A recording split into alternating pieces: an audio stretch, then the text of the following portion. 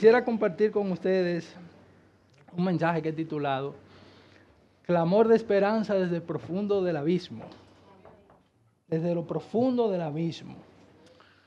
La semana pasada nuestro hermano pastor, mientras exponía en la carta de Pablo a los Colosenses, él explicó la importancia que debe de tener dentro de la vida del creyente el asunto de la oración. Si algo hace al creyente claramente distintivo con respecto a aquellos que no son parte del pueblo del Señor, es que ora. Es que dentro de su conducta, dentro de su día a día, practica la oración. Hablaba de que esta es una necesidad de que el creyente de manera constante debe de ejercitar la oración, debe de practicar la oración. Obviamente nosotros sabemos que eso no sale solo, Y nosotros debemos diariamente estar luchando, ser intencionales para llevar una vida de oración. Pues es el medio que Dios ha provisto para que nosotros podamos expresar la adoración, expresar la alabanza, expresarle nuestra gratitud, pero además de esto, hermanos queridos, nuestros más profundos sentimientos deben de estar delante del Señor en oración. De ansiedad, de frustración, lucha, derrota. Alguien una vez dijo de que mientras todo en nuestra vida va bien, de las cosas que espiritualmente menguan, se ponen, vamos dejando de lado, es el tema de la oración, porque cuando usted está bien, usted sigue de largo y no pasa nada. Sin embargo, cuando la vida nos humilla, cuando la vida nos abofetea, cuando definitivamente estamos en el lodo cenagoso, allí es que nuestras más profundas oraciones suben, por así decirlo. No es que suben, siempre suben, pero tienen como un mayor significado cuando estamos en esa situación, de que podemos ir al trono de la gracia para encontrar misericordia y el oportuno socorro. Son fervientes, son insistentes. Entonces, en la mañana de hoy, hermanos, vamos a ver cómo un hombre que escribió el Salmo 130 suplica desde el pozo de la desesperación a causa de su pecado. Y a medida que él va desarrollando su oración, esa conversación con el Señor, va teniendo esperanza, se va acercando a la puerta provista por el Señor, que es para redimirlo. Esas puertas de la esperanza quedan abiertas para que él pueda entrar en ellas. Oramos. Padre, bendigo y alabo tu nombre. Gracias, Señor, por darnos la oportunidad de compartir tu palabra. Rogamos, Señor, de que tu palabra, oh Dios, nos anime, nos estimule, nos confronte, nos desafíe, pero también, Señor, nos fortalezca desde lo más profundo de nuestro ser. Señor, no sé cuántos de nosotros podamos estar en ese hoyo, Señor, pero sabemos que tu palabra es propicia. Si confiamos en ti, si confiamos en tu palabra, Señor, sabemos que seremos perdonados y sabemos, Señor, que seremos rescatados. Oro, mi Dios, para que en esta mañana este mensaje no solamente sea claro, Señor, sino que se anide en lo más profundo de nuestro corazón y que de manera consecuente, Señor, nosotros podamos vivir el gozo de tú habernos perdonado y rescatado. En el nombre de Jesús te pedimos estas cosas. Amén. Acompáñenme en las Escrituras en el Salmo 130, si se pueden poner de pie un momento. Voy a leer la Biblia de las Américas. Salmo 130, clamor de un pecador. Desde lo más profundo, oh Señor, he clamado a ti. Señor, oye mi voz.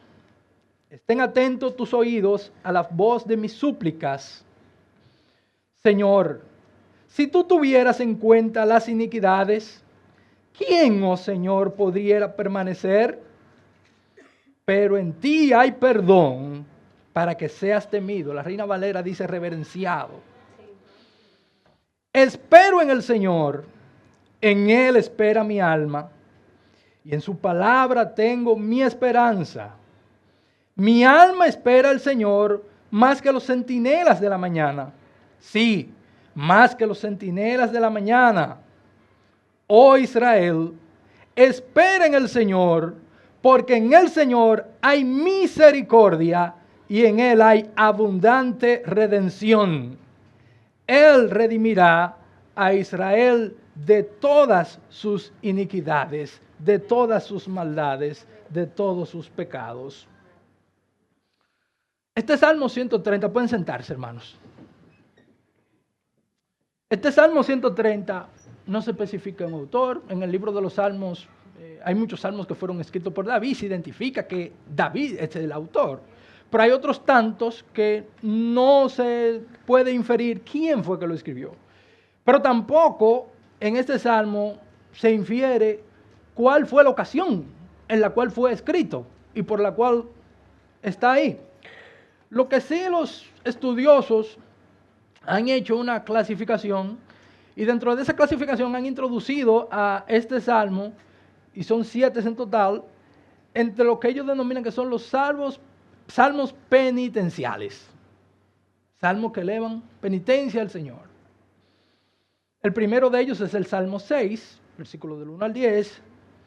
Luego está el Salmo 32, el Salmo 38, el Salmo 51, que es prácticamente un paralelo muy similar a este Salmo 130, ese Salmo de David cuando declara al Señor, derrama su corazón delante del Señor después de haber pecado con Betsabé, pecado gravemente contra el Señor. El Salmo 102 y también el Salmo 143. Todos estos salmos, 7 en total, tienen algo en común. ¿Y qué es lo que tienen en común estos salmos? Bueno, que expresan un sentimiento angustioso a causa del pecado y arrepentimientos profundos y sinceros. Todos ellos. Usted puede en su casa ir a las Escrituras y poder notar de que esto es así. Como usted puede leerlo en cualquier parte de las Escrituras. Cualquier ruego, cualquier oración de arrepentimiento, cualquier oración pidiendo el perdón del Señor, ahí está todo en esa estructura de esos salmos. Pero no obstante eso, también reflejan algo muy importante que no puede dejarse de lado, que es la esperanza en el carácter misericordioso y perdonador del Señor. Sí, confiesan su pecado, han pecado gravemente, pero a medida que esa oración se va desarrollando, ellos en su corazón se va gestando la convicción de que le están orando a un Dios misericordioso y un Dios que les va a perdonar. Entonces, lo primero que vamos a ver son los primeros 4 versículos que estamos acá. El clamor del salmista, pero también el reconocimiento del perdón del Señor. Hay una frase que está en todas las versiones de este salmo, en todas las versiones de la Biblia de este salmo, que es desde lo más profundo.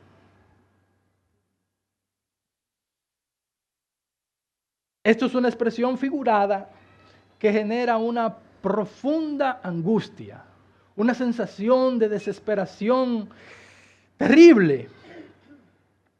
Es un abismo de desconsuelo, de desesperanza, de derrota.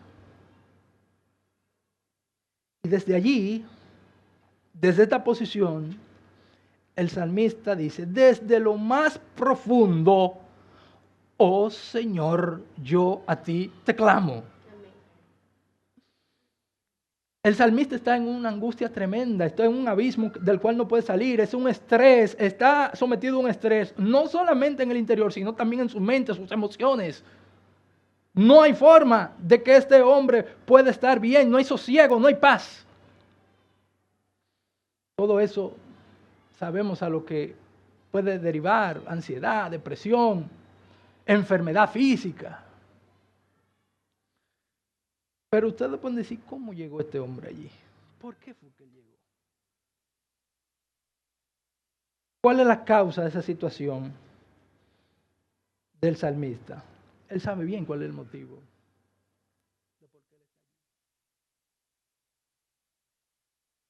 Y no es otra cosa que por su pecado. No es otra cosa que por su pecado. Lo está sufriendo. Pero antes de él ir detrás de vanidades ilusorias, detrás de ir de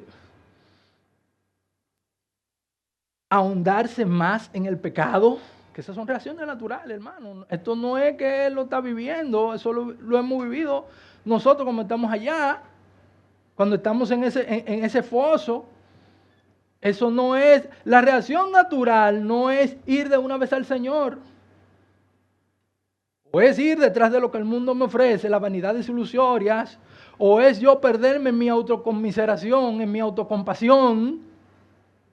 Ya no voy a salir de aquí, ya, bueno, hasta aquí llegué, y bueno, ya terminó todo, entonces déjame yo echar una carga todavía mayor de la que yo tengo para seguir en ese estado. O sumergiéndose todavía cada vez más en el pecado. Pero él, en vez de hacer todas estas cosas, dice que él clama al Señor. Clama al Señor. Él ha reconocido que su única esperanza es el Señor. Y esto es una gran lección para nosotros. Si usted pasó por allí,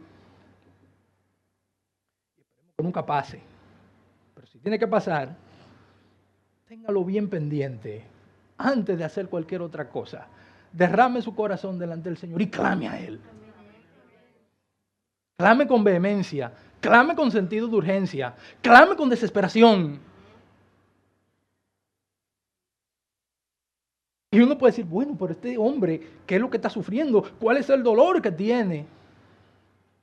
Él está sufriendo dolor a causa de su pecado. El pecado trae consecuencias y nos duelen, y esas consecuencias no son fáciles. Las consecuencias a nosotros mismos, pero también está la consecuencia a quienes nosotros le hemos ofendido.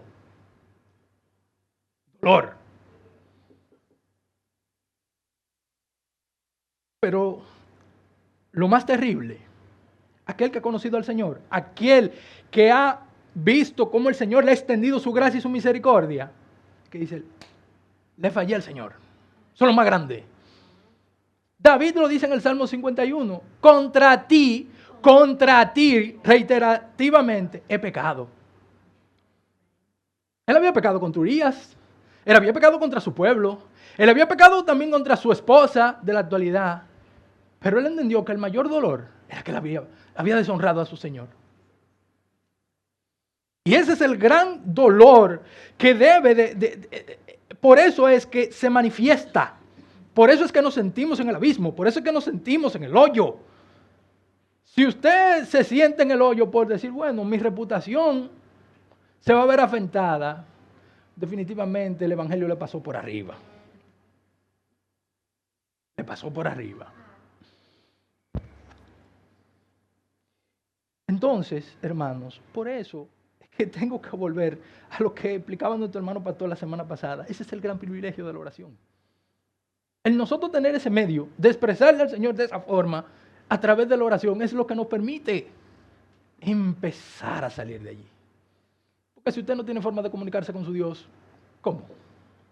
No hay manera. Desde la profundidad de la desesperación, el salmista clamó a Dios.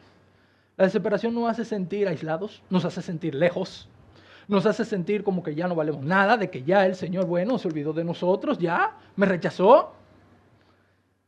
Y entonces ahí empieza a germinar en nuestro corazón la autocompasión. Y dice, sí, ya yo estoy aquí derrotado.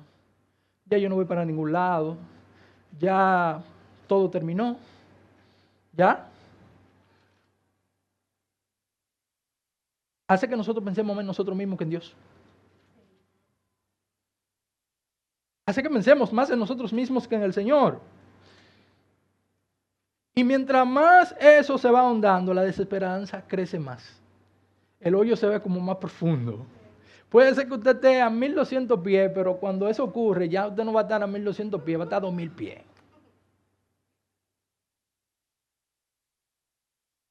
Sin embargo, él vuelve su atención al Señor, al único que de verdad puede ayudarlo, al único que de verdad puede rescatarlo, al único que de verdad puede salvarle, el Señor. Y ustedes pueden decir, bueno, eso se lo buscó él porque él pecó. Miren, yo le voy a decir algo, y esto se lo digo con mucha seriedad. De este lado de la eternidad, nadie es inmune al pecado. Nadie. Nadie es inmune al pecado.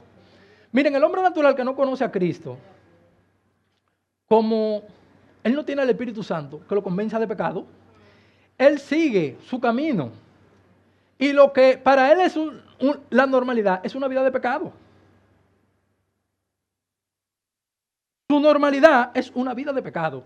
Porque que no tiene el Espíritu Santo que lo convenza. El redimido. También. ¿Ustedes se creen que ese salmista no conocía al Señor? ¿Lo conocía? Eso no es una conversión que él está teniendo allí. No, él conocía al Señor, pero lo había defraudado vilmente. Vilmente, igualito que nosotros. El redimido, no te exento tampoco de estar allí. Cuando el Señor ha extendido su gracia y su misericordia sobre nosotros y viene el Espíritu Santo nos da una nueva naturaleza, que es la de Cristo, ¿no? ¿Verdad? Nueva criatura. Pero anteriormente a ella está la naturaleza caída, la naturaleza depravada. Y hay un antagonismo permanente, mientras estemos aquí, permanente entre las dos naturalezas. La de yo querer hacer la voluntad del Señor y la de mi concupiscencia que me jala hacia el pecado. Esa naturaleza corrupta nos inclina, a pesar de que ya nuestra conducta no debe de ser definida por el pecado, nos inclina. Y cuando descuidamos nuestra relación con el Señor, somos vulnerables, porque está ahí. Fácilmente hay inconsciencia, usted le está dando de comer a esa naturaleza caída, a esa naturaleza pecaminosa, para que usted muera del polvo del pecado, tarde o temprano. Otra cosa también, hermanos, es que usted tiene que interactuar en un mundo caído. Nosotros no estamos en el paraíso, nosotros no estamos en el cielo, nosotros no estamos en la eternidad. Este es un mundo lleno de pecado, injusticia y maldad. Y diariamente nosotros estamos aquí. Bueno, el Señor inclusive oró en el capítulo 17 de Juan. Dice, mira, yo no te pido que los quites del mundo, sino que los guardes. Los guardes. Vamos a estar aquí. Y esa interacción se va a dar. Y si ustedes no piensan que eso es así, las Escrituras también nos dan testimonio de eso, tanto en el Antiguo como en el Nuevo Testamento. Dice Salomón en el libro de Eclesiastés, capítulo 7, versículo 20, ciertamente no hay hombre justo en la tierra que haga el bien y nunca peque. Pero el propio apóstol Pablo en el mismo capítulo 3, él dice eso en el capítulo 3, pero en el versículo 10. Pero en el mismo capítulo 3, en el versículo 23, dice, por cuanto todos pecaron y están destituidos de la gloria del Señor. El apóstol Juan, el apóstol del amor, el discípulo amado de nuestro Señor Jesucristo, en su primera carta dice lo siguiente: si decimos que no tenemos pecado, nos engañamos a nosotros mismos y la verdad no está en nosotros. Gente que no conoce esto y puede decir, no, ya ustedes están inmunes. No, hay que luchar. Y eso no quiere decir que el redimido, miembro del pueblo del Señor, debe de asumir el pecado como un estilo de vida. Porque el propio apóstol Juan más adelante dice que quien practica el pecado no es de Dios. Nosotros no podemos asumir que nuestra vida normal es pecar olímpicamente, sin consecuencia, sin saber a quién yo ofendo, sin reconocer, como hablábamos en un momento en la escuela bíblica esta mañana, de que no tenemos a alguien por encima de nosotros. Que si le hemos dicho Señor a Jesucristo, Él está por encima de nosotros. Y nosotros le debemos a Él no solamente adoración, no solamente alabanza, sino también obediencia, sujeción.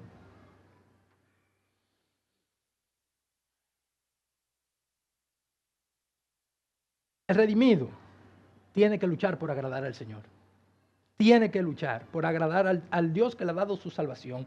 Entender la gravedad de su pecado, entendiéndola. Saber que eso no es poca cosa, que eso no es algo, ok, está bien, yo pequé, pido perdón y sigo adelante. No. Un momento. Es algo serio. Es algo serio. Entender que por mi pecado yo debo de afligirme porque le he fallado a mi Dios, como decía David. Le decía hace unos instantes. Lo que queda es clamar misericordia. Clamar por la misericordia del Señor. Es un verdadero contrasentido de que un creyente viva por la libre, viva teniendo una vida definida por la práctica del pecado y que no manifiesta angustia por él. Es un contrasentido. En nosotros, usted sabe qué es lo que debe de primar. Un profundo deseo, un profundo sentido, una profunda intencionalidad de arrepentirnos. Eso es lo que debe de haber. No obstante, el salmista clama desde los más profundos: oh Señor, he clamado a ti, angustiado, desesperanzado, abatido. Pero vamos a ver que en este salmo es un salmo que es como medio ascendente. Él le está diciendo todo eso, ha reconocido todo eso, pero entonces en el versículo 3 las cosas como que empiezan como a cambiar, como que él empieza a ver la situación desde una óptica diferente. En el versículo 3 dice: Señor, si tú tuvieras en cuenta nuestras iniquidades, ¿quién, oh Señor, pudiera permanecer? Entonces ya ahí él va tomando como un segundo aire y empieza a caminar y dice: no, pero espérate, yo le estoy clamando a un Señor en el cual hay perdón. Y vamos a ver más adelante de que el perdón del Señor es seguro. Seguro. Pecado, maldad, iniquidades, todo se refiere a la infección moral por la cual nosotros, que viene desde la caída del hombre caído. Es una inclinación de usted no hacer nada bueno, sino hacer lo malo. Y obviamente es una carga muy pesada para cada uno de nosotros. Muy pesada. Y en este versículo 3 dice: si tú tuvieras en cuenta nuestras iniquidades, miren, lo que hemos trabajado en empresas, sabemos que dentro de los departamentos, cada departamento tiene una persona a cargo que es muy particular y todo tiene que ver de acuerdo a la profesión que lleve. Y siempre están en las empresas el departamento de contabilidad y finanzas. Los contables son gente muy fríos, metódicos, estrictos, calculadores, por lo menos lo que yo he conocido. Son personas que vienen y ven los números sin mayor apasionamiento y vienen y dicen: no, esto entró, esto egresó, raya. Ok, dime tú, ¿en qué lo gastaste? Justifícamelo. Y si usted no le justifica, te tiene que darle toda la explicación del mundo. Son estrictos, son fríos, son calculadores. Llevan su libro de una manera rigurosa. El registro contable, hay contables que llevan unos registros, miren que eso es algo intachable, algo impecable. Dios es totalmente contrario a eso. Dios no lleva ese registro inflexible de nuestra falta.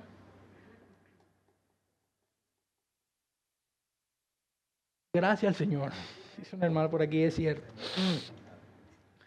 Y si de verdad él lo hiciera, miren, ningún humano pudiera sostenerse, como dice la Escritura, ninguno. Si el Señor marcara todo nuestro pecado, toda nuestra falla, toda nuestra iniquidad, en el sentido de llevar una cuenta detallada, que venga y me diga, bueno, la cuenta de Edwin, ¡blup! Cuando viene a ver le da la vuelta a la ciudad de Santo Domingo. Y cuidado. Para hacernos pagar de contado, nadie. Y eso sería algo totalmente desesperado. Porque tú vienes y dices, bueno, pero es que, ¿cómo yo me voy a sostener delante de un Dios de que es tan estricto? No tengo esperanza. Voy a vivir siempre en una situación. Nunca el gozo será algo que será desconocido para mí. Desconocido. Será una expresión, una palabra que ni siquiera hubiese sido mejor que ni siquiera lo hubieran inventado. Porque no hay manera, no hay manera. Estaríamos en una situación totalmente desesperada siempre. Pero nosotros debemos de estar eternamente agradecidos de que el Señor no lleve esa cuenta. De que en el Señor hay perdón para el culpable. Para el culpable que no le conoce, si se acerca en arrepentimiento y fe, el Señor le salvará. Pero también para el redimido que ha caído. Ha caído. Hay perdón para él. Una manifestación de su misericordia para con nosotros es el perdón. Uno siempre habla de la misericordia del Señor, pero una característica, una expresión de la misericordia del Señor es el perdón que Él nos extiende, que Él nos da. Y debo decirle, señores, que el perdón del Señor es seguro. No varía. Después que el Señor le perdonó, olvídese. No hay forma. El profeta Jeremías dijo, en Lamentaciones 3:22, dijo, por la misericordia del Señor no hemos sido consumidos, porque nunca decayeron sus misericordias, nuevas son cada mañana. Si no fueran nuevas cada mañana, miren, estuviéramos muertos. Muertos. No tuviera sentido la existencia del ser humano. Pero, ¿cuál es la razón por la cual el Señor perdona nuestro pecado? Ahí está en el mismo versículo 4. Dice, pero en ti hay perdón para que seas temido, dice la LBA. La Reina Valera dice, para que seas reverenciado. ¿Qué es eso? Oh. El perdón que nos otorga el Señor es en dos sentidos. Recuérdense que el Señor es juez sobre toda la tierra. ¿Estamos claros, no? Y el Señor nos otorga un perdón que es judicial. Es judicial.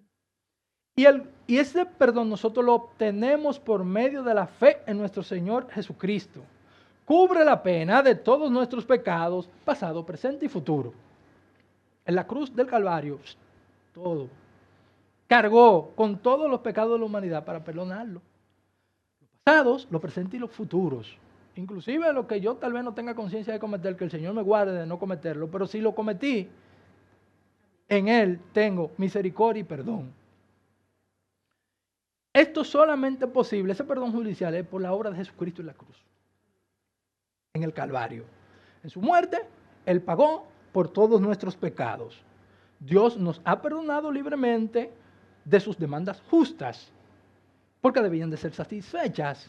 Y obviamente, el Señor Jesucristo fue el sustituto, fue el vicario, a través del cual, por su sacrificio, todos nuestros pecados fueron perdonados. Pero el segundo perdón es el perdón del Padre. Es un perdón paterno. Es un perdón que se obtiene cuando usted confiesa su pecado. Cuando usted se acerca a Él en arrepentimiento y fe. Cuando usted se acerca sabiendo de que ese sacrificio de un cuerpo partido y de una sangre derramada en esa cruz fue eficaz para nosotros. Y por tanto, yo en Cristo tengo libre acceso al trono de la gracia para pedir misericordia, para pedir perdón, para clamar a Dios. Y el resultado de ese perdón es que nosotros sepamos que Dios está por encima de nosotros. De que ese temor reverente debe de existir. De que por su perdón que Él nos extiende, yo tengo que alabarle, yo tengo que adorarle, yo tengo que exaltarle, yo tengo que obedecerle. Porque para qué el Señor tiene que ser para algo. No puede ser, sí, yo te lo doy. Sí, Él lo da libremente. Gloria sea el Señor. Pero en nosotros tiene que haber esa reacción natural. Un perdonado, un redimido, naturalmente esa es la manifestación de gratitud que debe de extenderle a Él. Esto es algo que debe ser natural, natural. La iglesia cristiana, desde hace más de 100 años, tiene un himno que ha sido cantado en todos los idiomas. Originalmente fue en el idioma inglés. Y ese himno es el himno de sublime gracia. Tal vez algunos de los que estamos acá sepamos cuál fue la historia de ese himno.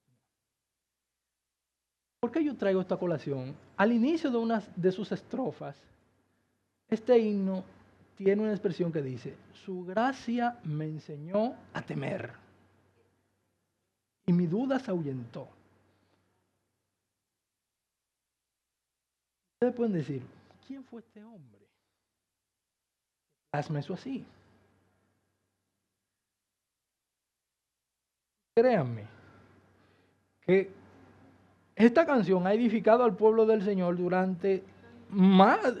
Estamos hablando de que una persona que vivió a finales del siglo XVII hasta principios del siglo XVIII. ¿Quién era John Newton, el autor de este himno?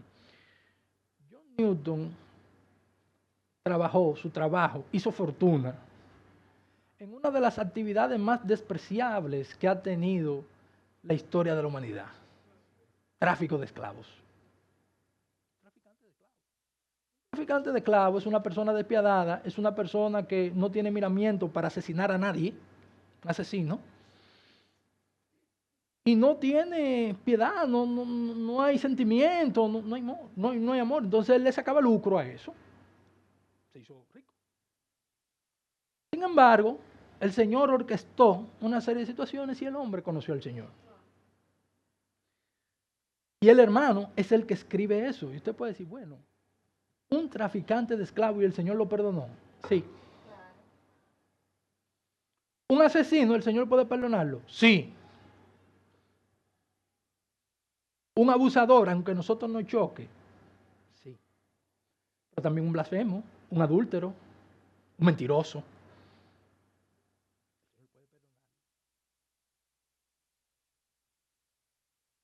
Y eso es lo que nos lleva a nosotros a decir: porque en ti hay perdón, oh Señor, para que seas reverenciado. Él manifestó su perdón, la gracia del Señor, adorando al Señor, escribiendo ese himno. Nosotros tal vez no escribamos un himno, pero podemos manifestar nuestra gratitud al Señor por su perdón, alabándole, adorándole, sirviéndole, obedeciéndole. Seguimos. Entonces, ya él más o menos el salmista tiene una idea de lo que hay, va saliendo del pozo y viene y dice, bueno, miro hacia arriba y hay perdón, hay esperanza para yo salir de aquí.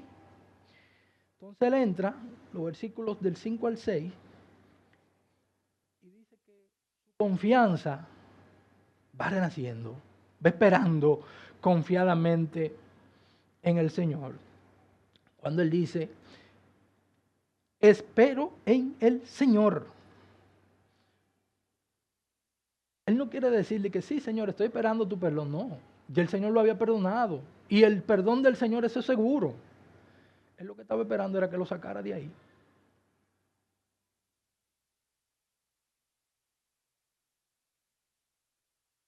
Él estaba esperando, Señor, líbrame de este abismo, líbrame de este hoyo, sácame de aquí de lo profundo.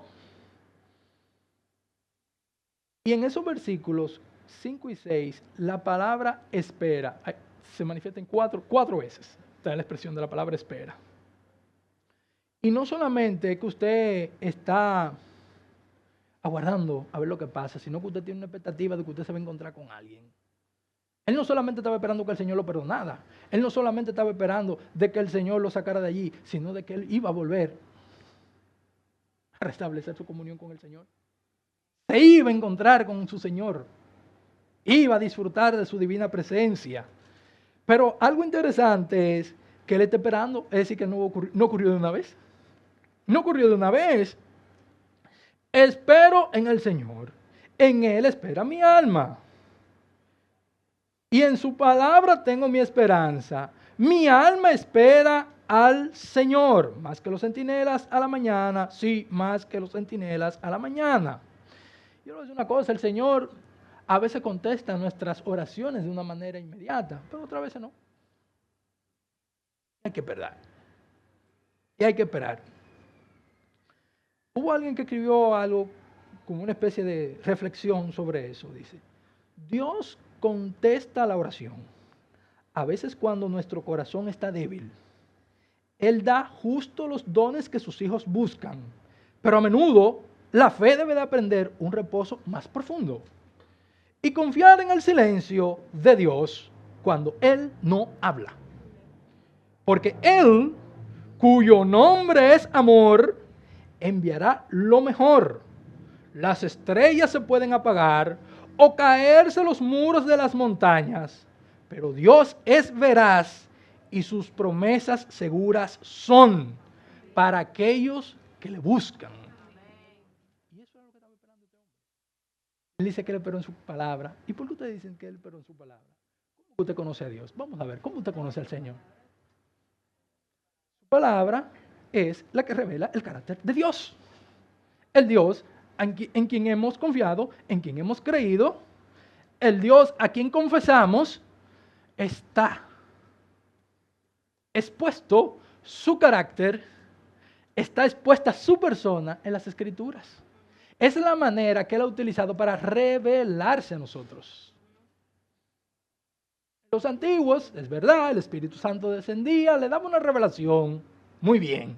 Y fruto de las revelaciones que el Espíritu Santo le dio a muchos hombres es que tenemos su palabra. Pero también de manera puntual le revelaba cosas a ellos.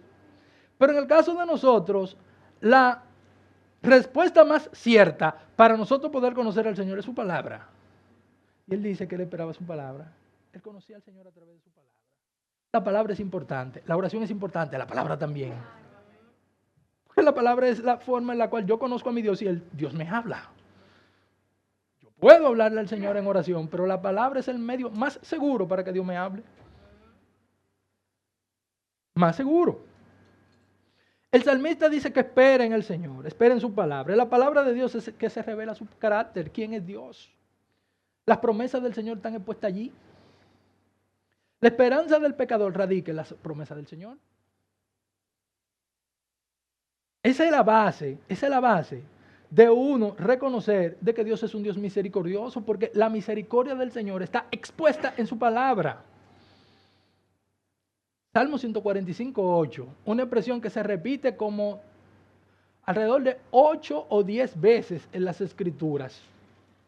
Clemente y misericordioso es Jehová, lento para la ira y grande en misericordia. Él descansa sobre eso. Eso lo anima, eso lo estimula. Eso lo hace a él esperar. Y de manera puntual a un rey. Cuando estaba en el inicio de su reinado, que él le había orado al Señor por sabiduría. Y ahí el Señor viene y le dice, dentro de lo que le había ofrecido, bueno, segundo libro de Crónicas 7:14, si se humillare mi pueblo, sobre el cual mi nombre es invocado, y oraren, y buscaren mi rostro, y se conviertan de sus malos caminos, entonces yo oiré desde los cielos, perdonaré su pecado y sanaré su tierra. El salmista conocía eso. Pero mi hermana Patricia leyó el Salmo 103. Salmo 103 del 3 al 5 dice, Él es quien perdona todas tus iniquidades. No exclusivas, no, mira, no esta, no aquella, no, todas. El que sana todas tus dolencias. La dolencia emocional, la dolencia espiritual que estaba experimentando el salmista aquí en ese hoyo, pero dice que también que lo rescata del hoyo. Amén. Que rescata del hoyo tu vida, el que te corona de favores y misericordias, que sacia de bien tu boca, de modo que rejuvenezcas como el águila. Esas son las cosas en las cuales esperaba el salmista. Si eso no hubiera estado ahí, ¿qué sentido hubiera tenido para él esperarlo? Pero Dios es tan maravilloso, es tan increíble, que aún cuando nos pasen las penurias, hay respuesta en Él para que nosotros podamos sostenernos. Esta es la confianza que nos fortalece a nosotros. A saber, ustedes saben qué, que el Señor no cambia. Eso que Él dijo se cumplió ya en el Antiguo Testamento y se va a cumplir ahora hasta que Él venga. Y cuando ya estemos en la eternidad no habrá necesidad de eso, porque, ¿me entiendes? Ya estaremos disfrutando de la gloria de nuestro Señor en su reino eterno. Pero mientras eso ocurre, lo que ocurrió allá hace miles de años, sigue teniendo el mismo significado que el día de hoy. Lo mismo. Las promesas en el Señor son en Él sí y amén. Y amén lo que significa es así sean. Así sean. ¿Cómo nosotros vamos a poder dudar sabiendo nosotros eso? ¿Cómo dudamos? No, el salmista no dudó y nosotros tampoco debemos de dudar. Sabemos eso. Él esperó en el Señor, enfatizó una fe personal. Él profundamente dice, su alma esperaba en el Señor, su alma estaba profundizando en esa fe. En su palabra se indica la base de esta fe, creer en la palabra de Dios. Es lo que le permite a él confiar plenamente en Él. El Señor va a contestar nuestra oración, nos va a perdonar, nos va a restaurar, nos va a salvar. Dios extenderá su santo brazo para sacarnos del abismo. ¿Saben cuál es la mejor manera de esperar en el Señor? Hablamos del pecado, ¿no? La mejor manera de esperar en el Señor es arrepintiéndose.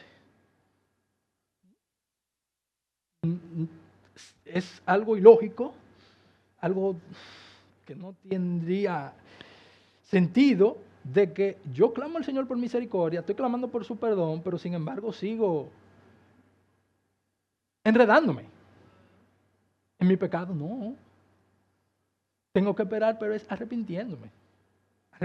¿Y cuál es el camino al arrepentimiento genuino? Bueno, reconocer y confesar mi pecado. ¿Lo hizo? Reconocer y confesar mi pecado. Lo segundo, estar plenamente conscientes de que yo no puedo salvarme a mí mismo. Yo no puedo salir de ese estado. Parte de la desesperación del salmista allí, en clamar, en gritarle al Señor, es eso, que él sabía que él no podía salir de ahí por él mismo. Lo segundo que debemos de estar conscientes de nuestra incapacidad de podernos limpiar a nosotros mismos. Solamente el Señor. Tercero, en el camino al arrepentimiento, clamar por la misericordia del Señor. Acérquese, clame, derrame su corazón. Lo cuarto no es fácil. No es fácil. Y es que usted pueda vivir aceptando la realidad del perdón de Dios. Yo sé por qué se lo digo que no es fácil. Pues disfrute la salvación. Disfrute la salvación. Reconozca, confiese su pecado. Entienda que usted no va a salir de ahí. Usted no se puede limpiar a usted mismo. Debe de clamar por misericordia. Acepte. Reconozca el perdón de Dios, de que ya Él se lo extendió, se lo otorgó. Vívalo, asimílelo. Y después disfrute la salvación que el Señor le dio.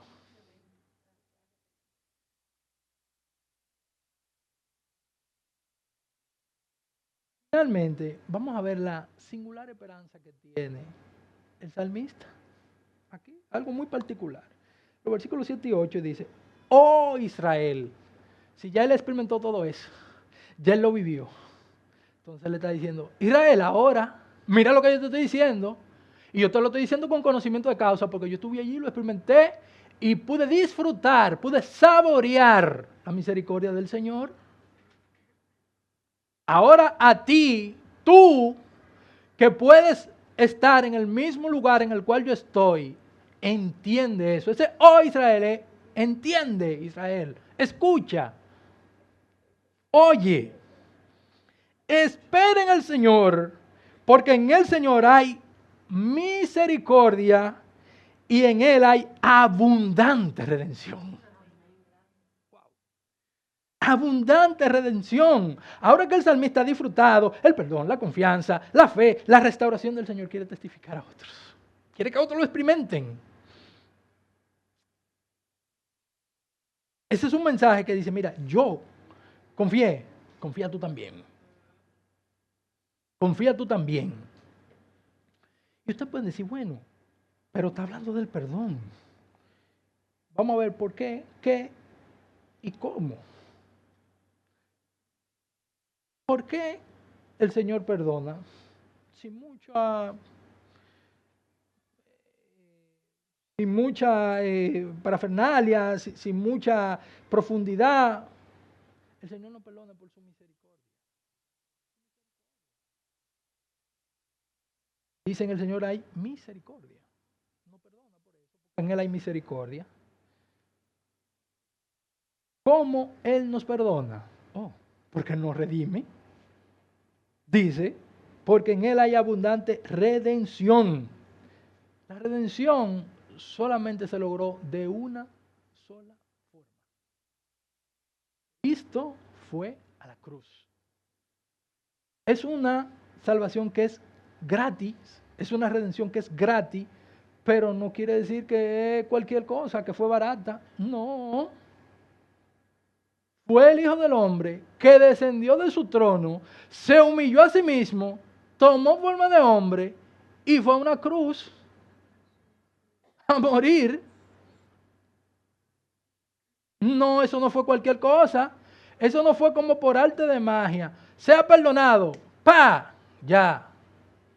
No. Somos perdonados porque el Señor en su plan de redención a la humanidad decidió dar a su Hijo para que viniera allí a una cruz. Al lugar de nuestra salvación. Ese fue el precio. El cuerpo partido de nuestro Señor. Una sangre derramada allí en la cruz. La redención, hermanos queridos, es cuando alguien paga algo por usted. Redimir es que hay una persona que es incapaz de moverse de un lado al otro y hay alguien que viene y paga por usted para que usted pueda salir de ese estado. Los esclavos se redimen o se redimían. ¿Por qué? Porque había alguien que para otorgarle la libertad en algunos casos, lo perverso no, lo traficaban para seguirlo utilizando, pero aquellos que tenían una nobleza compraban la libertad, compraban ese esclavo para darle su libertad. Y nosotros que éramos esclavos del pecado, esclavos de Satanás, el precio pagado fue la sangre de nuestro Señor Jesucristo en la cruz. Por eso es que somos redimidos. Es por eso. Por nuestro buen y amado Salvador, Jesucristo. ¿Y que Él perdona? Lo dijimos ahorita. Todos nuestros pecados sin excepción. Este salmo destaca la misericordia del Señor, la fe personal, el perdón de pecados y la seguridad de este perdón, que son temas que son muy recurrentes en el Nuevo Testamento y en algunas partes del Antiguo Testamento también. Podemos decir como de que ya después de él, este salmista haber experimentado todo eso, quiere que Israel lo experimente, quiere que en comunidad eso se viva. Ya él ha pedido oración por su rescate, ha probado la fidelidad de Dios y quiere que los demás también la prueben. Quieren que también los demás lo experimenten. Si nosotros realmente creemos algo, tenemos la necesidad de comunicárselo a otro y eso es lo que está pasando ahí en la vida de este hombre. Y esto debe de ser una lección para nosotros, de que si nosotros hemos sido perdonados, si nosotros hemos sido redimidos, si nosotros hemos sido salvados por el Señor, y vemos a otros que todavía están esclavizados, quisiéramos compartir la verdad del Evangelio con ellos.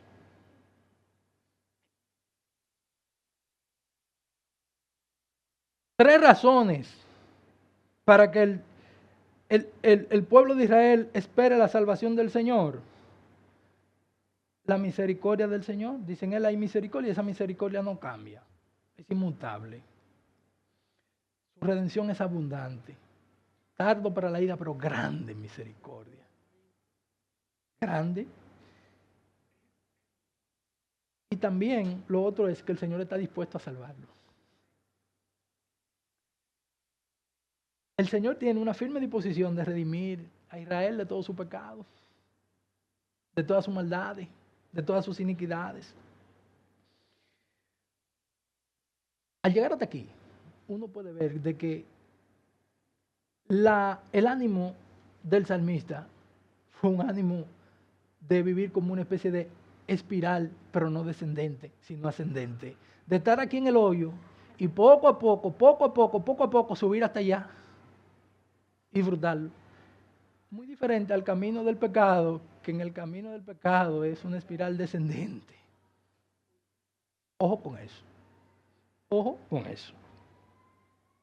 El salmo comenzó en lo profundo de la desesperación, pero termina en un llamamiento animador, un llamamiento que estimula a otros a confiar en Dios, de que no hay problema que sea más grande, de que no hay problema que sea demasiado complejo, de que no hay pecado tan vil que el Señor no pueda perdonarlo. Si el Señor le ha hablado en esta mañana y usted entiende de que usted le ha fallado al Señor de una manera grave, ha seguido de largo, hay tiempo. Hay tiempo. Posiblemente hoy sea la oportunidad que el Señor le esté dando para que clame y acepte su perdón. Clame y pueda ver su misericordia obrando directamente en usted. No lo deje para después. El Evangelio aquí. ¿Dónde se prefigura el Evangelio? El Evangelio está ahí. Hemos hablado de Jesucristo, pero de una manera muy puntual. Hay versículos que definitivamente nos llevan a Cristo y nos apuntan a Cristo. Miren cómo cierra este salmo. Dice, versículo 8. Él redimirá a Israel de todas sus iniquidades. Dijo el ángel a María cuando le anunció su hijo. Mateo 1:21. Dice, y será su nombre Jesús, porque salvará a Israel de todos sus pecados. Cristo, hermano. Cristo. Y lo bueno es que no es Israel, es al mundo. No lo recibieron, pero el detalle es que a nosotros que hemos creído, confesamos su nombre, nos ha dado la potestad de ser hecho hijo de Dios. Cristo. Ese es el Evangelio, ahí que está ahí. ¿Cómo se evidencia el Evangelio? Bueno, ver la promesa del Padre, no solamente para Israel, sino para toda la humanidad. La promesa de nuestro amado Salvador y Redentor Jesucristo. Es la respuesta del Padre a la humanidad pecadora, cuya salvación es segura en todo aquel que confiese que Él es su Señor. Y si usted ha pecado, está en pecado, está en un proceso de restauración, su palabra nos dice algo, miren, que eso es sentencial y sobre lo cual nosotros debemos de aferrarnos cada vez más. Si confesamos nuestros pecados, Dios, que es fiel y es justo para perdonar nuestros pecados y limpiarnos de toda maldad. Oremos al Señor.